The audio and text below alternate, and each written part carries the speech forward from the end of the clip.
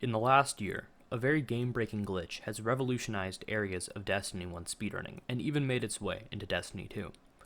The trick, commonly known as Park Glitch, allows us to pocket relics while retaining full mobility of our character, and use unintended weapons and abilities while carrying them. The glitch, although mildly known throughout the community, was thrust into the spotlight on January 4th, 2019, when Reaver unintentionally got the glitch to occur with Hammer of Soul at Siege Engine. It wasn't long before everyone had soloed Siege Engine with this exploit, and it became commonplace in speedrunning a few months later. A whole year after its initial boost in popularity, Park Glitch had found its way into the King's Fall world record speedrun as well. The glitch found its way beyond the speedrun and PvE challenge communities. On Xbox, almost every LFG group uses this glitch to easily complete Siege Engine.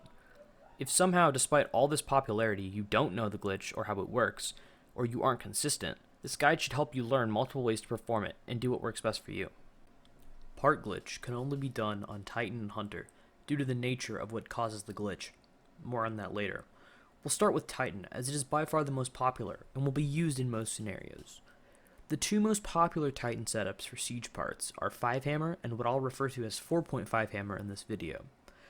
When using hammers, especially when others in your game, have sunspots turned off to reduce potential frame lag, which can cause trouble with getting the glitch to work. I recommend being on Suncharge, not Forge Master, as a 6th hammer is just wasted time, and can make the setups a little different. For 5 hammer, get within the pickup radius of the part, and pop your super.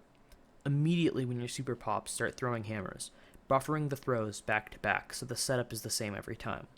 On the 5th hammer, I like to look at the ground as a visual cue. Around when the 5th hammer touches the ground, start holding X or square to pocket the part. 4.5 hammer is more commonly used despite being almost 3 seconds slower because most players find it the most consistent. Throw 4 hammers like before, but then hold the 5th hammer. Wait for your super bar to be around halfway through the grenade icon, then start holding X or square. Around halfway through the pickup, throw your 5th hammer. This is so frame lenient that you don't need to be super exact at all. As you see in my clip, I start holding X sooner than halfway through and it still worked. Just play around with it and find something that works for you. For Park Glitch, on Hunter you can use Blade Dancer and Gunslinger, Golden Gun being the faster of the two.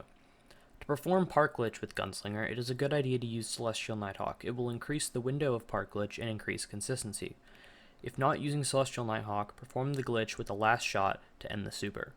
Pop your super, then start picking up the part. Once the circle is about 1/3 of the way full, fire your Golden Gun shot and keep holding X or square to pick up.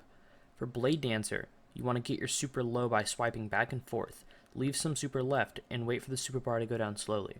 When the super bar is around the point it is in this clip, start holding X or square.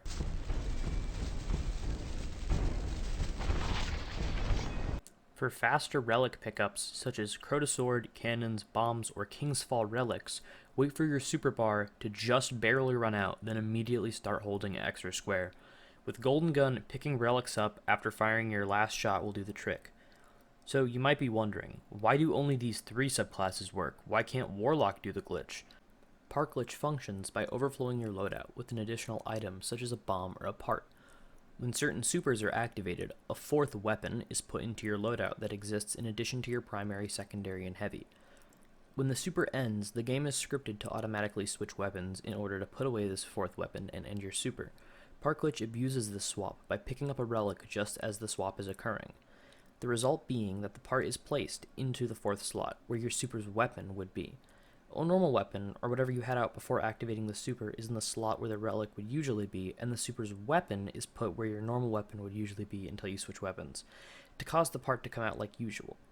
When using Park Glitch, decay timers and forced deletions still apply to pocketed relics. However, timers that aren't tied to relic's destruction are completely inactive while the relic is pocketed. This might sound confusing, but it's not super important, so don't worry. I'm hoping that you're able to take something from this video and that you found it helpful.